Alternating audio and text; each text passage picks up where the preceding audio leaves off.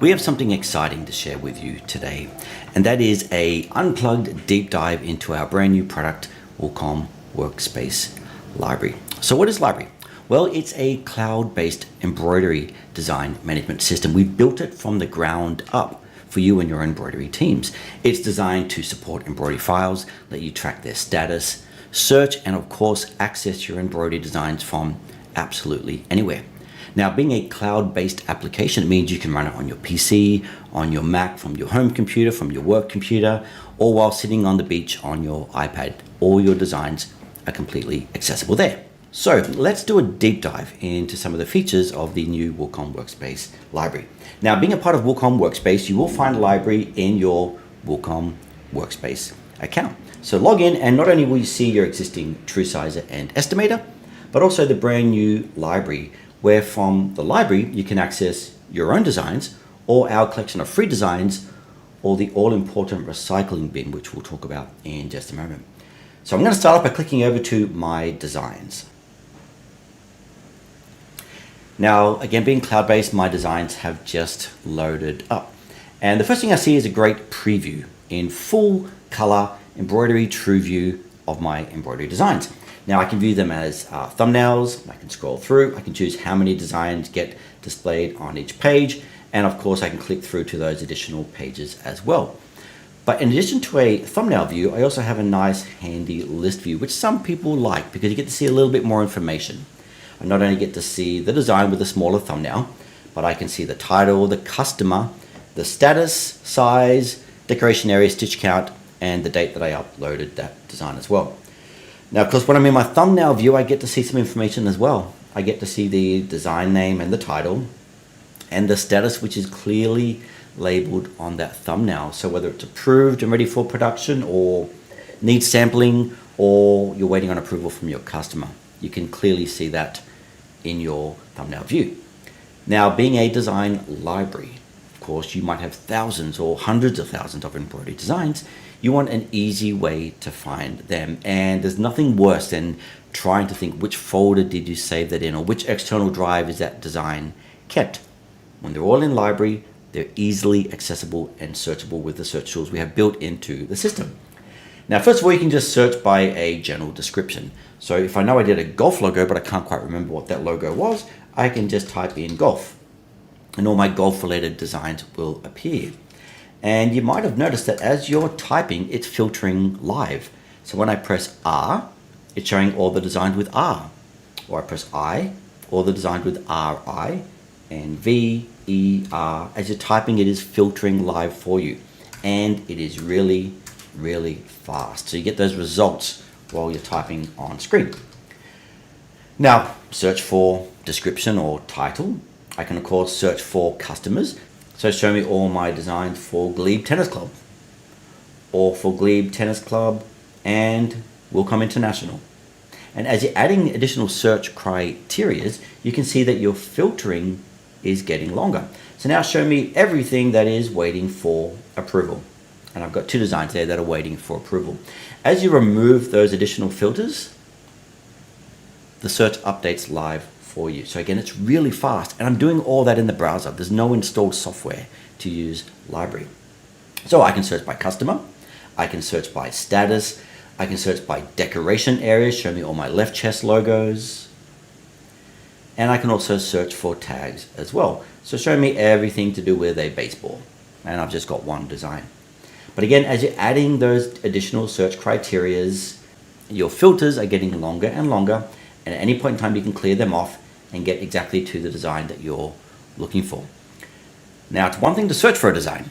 What do you do when you then find that design? Well, you might want to print off a production worksheet for the operator. You might want to export it for a stitch file for the embroidery machine, be it a TBF or a Barrett and U file, or you might want to view it in a larger screen or check out some of the details associated to that design. It's all accessible here in Library. So again, I'll search for my design, Riverside, and I'll select that design. And when you select it, you get the information on the right side. So I get a summary of that design, the customer, the decoration area this design was created for, whether it's approved or what its status is, the size, and a few more technical information, plus some tags I've got below there. There's also a section for notes as well, which you can add some free text notes to it. But on the design tab, I get some more technical information related to that design. So it's size, stitches, colors, and colorways. In this case, there's 2 colorways, which I can see on the colorway tab in just a moment. What machine this was really designed for, and any hoop, if there was any hoop selected, number of colors, trim, stops, and a bunch of other technical information. So if this design, for example, had sequins on it, so search for a sequin design. When I select that, I can see it's got 570 sequins. So all that technical information is easily accessible by just selecting the design and viewing it in the right section. Now again, Riverside had 2 colorways. So on the colorway tab, I can see I've got just a regular standard colorway and I've got a black colorway. And when I select that, it updates that preview and shows me the colors for stitching that design out on black. Now there's also an attachments section. What could an attachment be? Well, it might be the original artwork that the customer provided you. It might be a photograph of the logo on the actual garment, so when your machine operator is stitching it out, they can see exactly where you intend that design to be. It can be absolutely anything.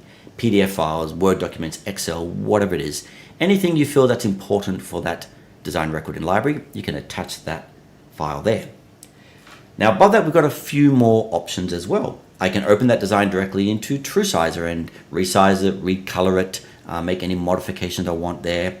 I can download that EMB file and get that locally on my hard drive, or maybe I'm ready to get it done for production. I can export that out straight to a stitch file from the web browser. You don't need embroidery software. You don't need to install anything.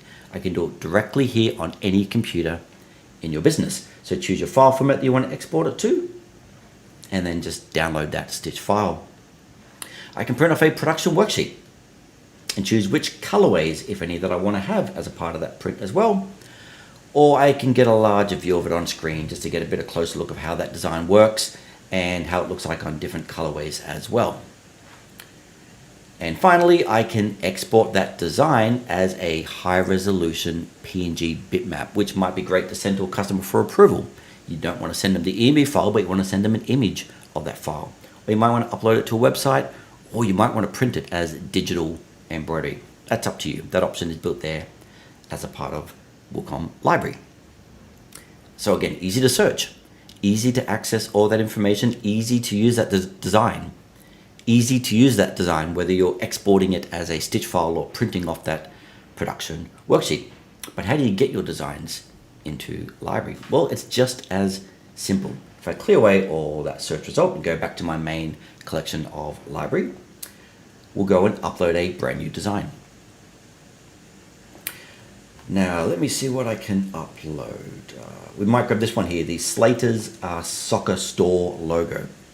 And by the way, it supports up to 24 different embroidery file formats. So even if you're not a Wilcom user today, if you use other software and you get a whole bunch of DSTs and PES files and TBF files or whatever it might be, you can bring them into Wilcom Library, because while you may not do digitizing, pretty much every embroiderer has embroidery files, and library is designed for exactly that. So I'll grab that EMB file and I'll open that. And now I start my upload to library process. Now it creates a thumbnail of it for you so you can see what it looks like. It tells you the size of the design, how many stitches, how many colors, and if it is a nice EMB file, it might have multiple colorways as well. In this case, I've only got one, and now I can fill in that information. So it's brought in the file name, which is exactly what you have on the file on your computer. You can change it here if you like. You can give it a title. So we'll call it the Slater's Soccer Store. And then we can do a customer. Now you might have a whole library of customers already in library, or it might be a brand new design for a brand new customer. Let's have a look. Just start typing in the customer's name. And if it doesn't appear, you can just finish typing the name, Slater's Soccer Club.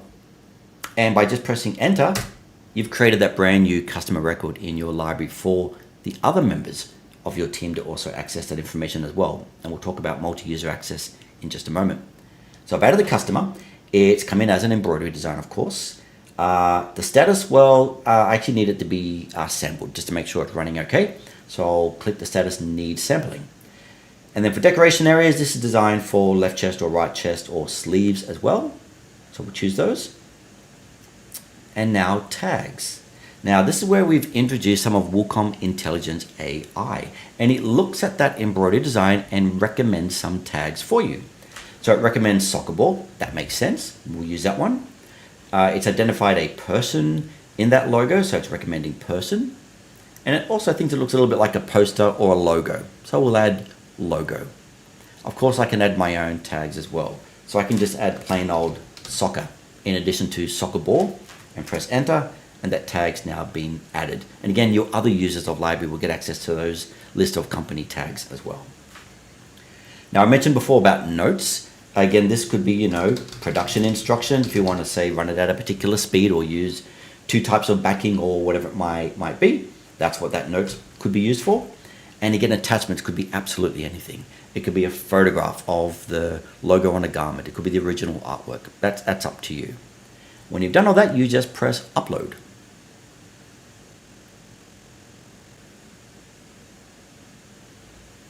And there it is. Your design is now safe and secure in the cloud for you and everyone in your organization with library access to use. Now, I added that design with the status needs sampling. So imagine you have a whole team or a department or maybe yourself at a particular time of the day when you go and sample all your brand new designs. Without having to think what you need to do, you just simply go into your search area and show me all the designs that are needed for sampling. And there they are. And again, you select it, you can export it straight to a stitch file, stitch it on the machine. If you think your customer needs to approve it, then you can update it to needs approval. Or if it's ready to go for production, you can say ready for production or just approved. Now, all these statuses are just default in the system, including all the decoration areas as well. They're just default decoration areas that we've included in the system.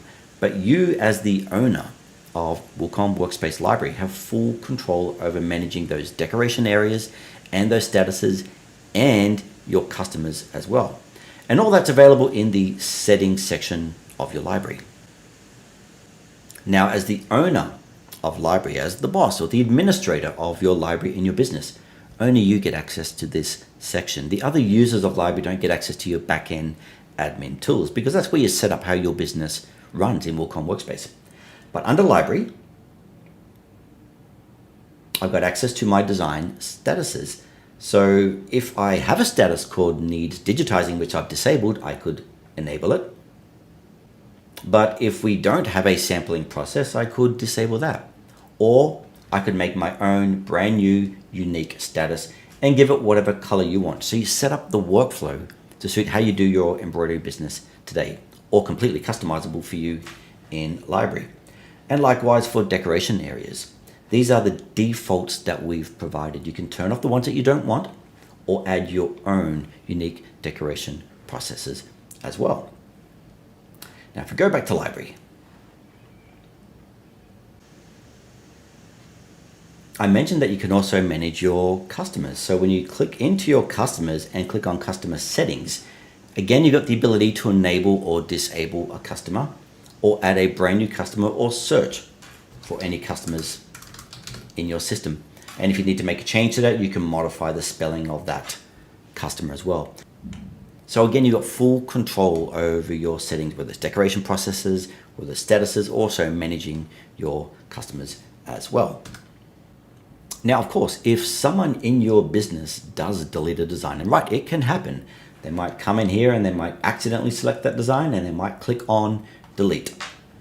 And they might click delete again. Like they really have to make an effort to delete that design. It can't be something that's done accidentally.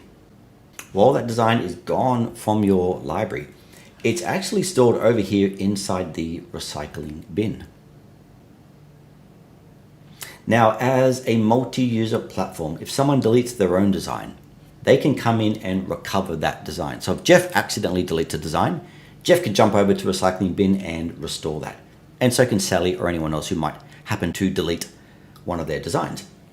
But none of them, except for the owner, the person with the admin access, can go in and empty that recycling bin. That's reserved just for the top level account in WilcomWorkspace Library. I'm logged in as the owner. So I've got the choice to either restore all designs, to empty the recycling bin and completely get rid of it, or I can go through and do that on a one-by-one basis. So delete permanently that design. But again, to do that, you have to type in the word delete forever. So we're trying to make sure that it is a absolute deliberate act that you are deleting a design, because they're important, they're a part of your business. So you can't accidentally click a button, or your cat can't run across your keyboard and delete your entire design collection. And trust me, that has happened before. It's a deliberate act, and another kind of security mechanism we put into Wilcom Library to protect your assets. Now, if you don't delete your design and you just keep it there and you just keep adding to the deleted items, it won't fill up and take up all your storage. That design will automatically delete after 30 days. So I've just deleted that one. It's got 29 more days to go. It will sit in that recycling bin, and eventually it will be automatically deleted, because over time you don't want to chew up your storage and take up that 10 gigabyte of storage by having a whole bunch of deleted designs. Now, it does come with 10 gigabyte of storage as a default solution, but you can add on additional storage packages if you need more. But keep in mind, 10 gigabytes can hold up to 100,000 embroidery designs. So it really is flexible for even the largest businesses out there. Now, I talked a little bit earlier about multi-user access, and Library, as a part of Wilcom Workspace, is a multi-user application, meaning you can give as many licenses to your team members as your business needs. Each one of those licenses is managed individually on a user by user level. So you can choose exactly who in your business gets access to Library. And the great thing about it is you're using the one design repository, not a bunch of designs on Jeff's PC and a bunch of designs on Sally's PC. It's the one master repository of all your business's designs. Now, we've also got in some locking mechanisms as well, because Jeff might be making a modification to a design. He might be adding more colorways to the Slater Soccer Store logo by opening up in TrueSizer. Well, you don't want Sally modifying that design at the same time. So if Jeff is using that design, it tells Sally that Jeff is using that design. And then she can come back and check later when Jeff has finished and has checked that design back in. So again, runs in the cloud. It's fast. It's built and designed for embroidery businesses. It supports more than just Wilcom EMB files. So even if you're not a Wilcom software user today, you can use this to manage your embroidery designs. And it converts to over 24 different file formats for your embroidery machine, whether it's a Baradin or Tajima or Brother or Happy or SWF. It doesn't matter. All those are supported in the system. And being cloud-based, it's safe and secure. So if the worst case scenario happens and you lose your computer or your hard drive, your designs are completely safe. They're available for you to access anywhere on any device, whether it's a PC, Mac, iPad, Android, tablet, and again, from anywhere, the office, home, or down on the beach. So go check it out. It's Wilcom Library as a part of the Wilcom Workspace suite. And you can find out more at wilcom.com/workspace/library. Thanks for your time.